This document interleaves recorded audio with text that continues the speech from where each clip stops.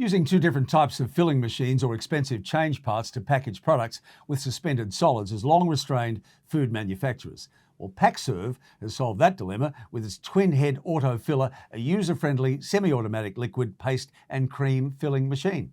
Hi, I'm Tim Webster for Industry Update Video. The machine is operated on a full-scale production line with a complete automatic function, resulting in improved efficiency and productivity. This is optimised by a no-bottle, no-fill safety device and container gating system.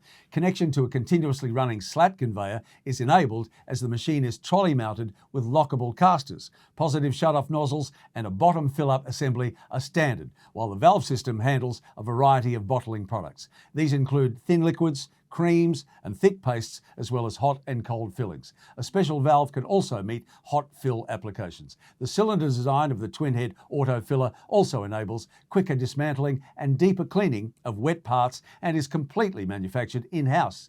Packserv is fully Australian owned. To find out more about the twin-head auto filler machine, visit packserv.com.au.